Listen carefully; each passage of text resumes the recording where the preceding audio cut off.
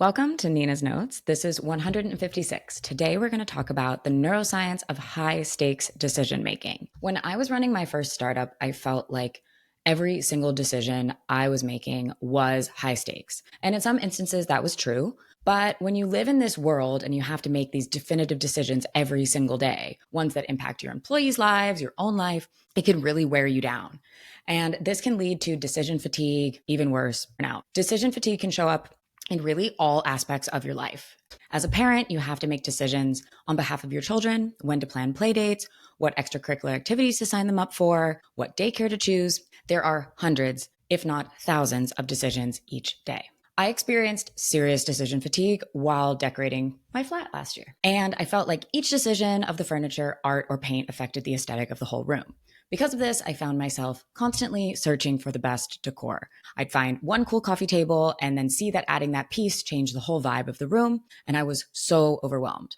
But I had to start making decisions. Couch first, then the rug, paint, sideboard. It went on and on. Until, with some help, I created a beautiful, cozy space that I'm happy to come home to each and every day. That's when I understood that decision fatigue isn't just for CEOs and executives. It happens to every one of us. So what can you do to prevent decision burnout? I've got some ideas. Let's dive in. As ambitious professionals, we've all had to make high stakes decisions. In the lead up to the decision, you feel that tension and stress. You feel that pressure of the decision itself, the pressure to make a decision. Pressure is a factor in many domains of human performance, from sports to academia to honestly everyday life. It's present when the outcome relies on our performance as well as our ability. And this pressure can be associated with a threat to your physical and psychological well-being. And in modern day situations, this life or death feeling of pressure is purely psychological. This can happen during a pitch meeting, when you don't want to embarrass yourself while speaking publicly, when you're trying to land a deal, or when you're trying to avoid the potential loss of a financial opportunity. Pressure can impact your ability to perform well. Pressure is present in almost any situation when you need to complete an action or task, so it's better to think of pressure as a spectrum rather than absent or present. Your prefrontal cortex is the area of your brain responsible for decision-making, problem-solving, and self-regulation. When you weigh the pros and cons of a decision, or you brainstorm solutions, your prefrontal cortex is hard at work. This region is highly sensitive to stress, fatigue, and pressure.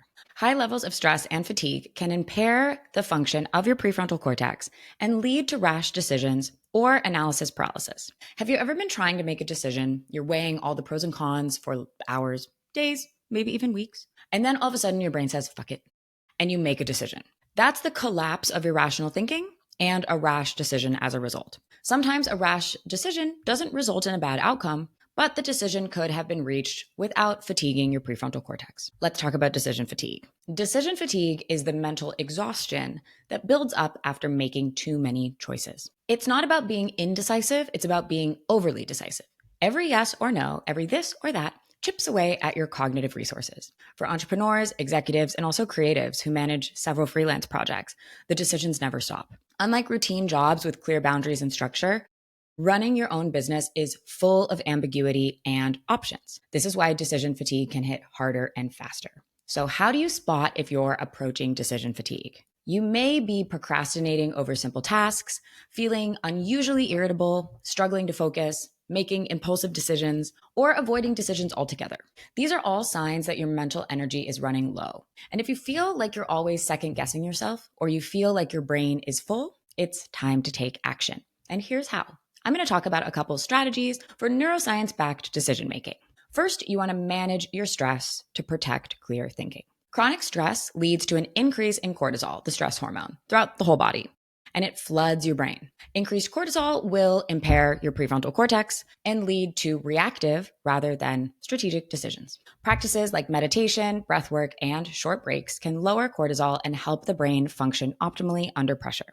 You want to set boundaries around decision-making. Not every decision has to be made today. Not every decision needs to be made by you. So first ask yourself, can I delegate this? I find very often that CEOs are stuck deciding something as small as which font to use in a brand campaign, when these decisions are better handled by their creative team or an executive assistant. Limit options. Instead of reviewing 10 venue options, ask your team to give you the top 2 or 3 contenders. Time box your decisions. Give yourself 15 minutes to decide, then move on. Even if the choice is not final, it's perfectly acceptable to make a tentative decision and then set another date to make a final decision.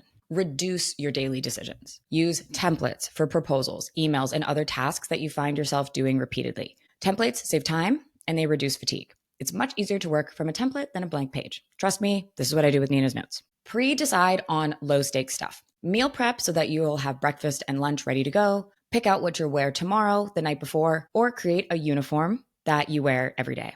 Batch similar tasks. Block time to go through emails, batch investor pitches and sales calls, rather than constantly switching gears. And create routines. Set a structure for your day. More predictability means greater clarity and less mental clutter. Decide when you will start and end work, what time you'll eat lunch, and what time you'll check emails. Prioritize rest and recovery. Decision fatigue is a mental and well-being issue. Take actual breaks. Get up from your screen, go for a walk, and move your body. Then sleep like it's your job. I sleep like it's my job. I set a bedtime and I go to bed. Sleep lowers your cortisol, it relaxes your brain and body, and sleep restores your prefrontal cortex's decision-making capacity. And then play. Do something playful and enjoyable. Paint, dance, doodle. Do something that you enjoy that is not tied to an outcome.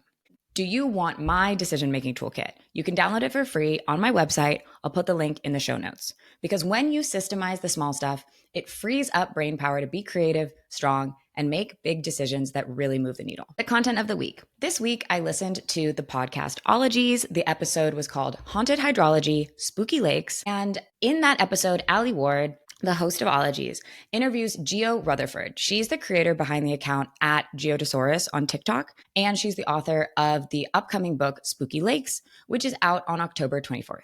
In the episode, Allie and Geo take us on a global tour of spooky bodies of water, exploring what makes certain lakes and rivers so unsettling.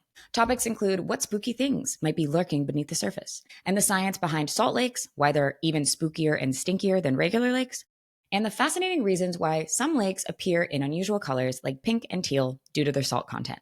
It's the perfect spooky listen as Halloween approaches. Check this out. Bionic and the Wires connected bionic arms to mushrooms and other plants so that they can play music and create art.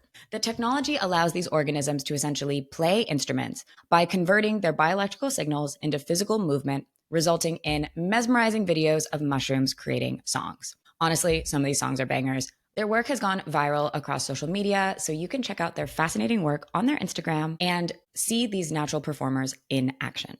That's all for today for Nina's Notes. If you liked this podcast, make sure to subscribe to my channel. Also, subscribe to my newsletter at www.ninasnotes.xyz. And if you liked it, click the share button, send it to a friend. See you next week.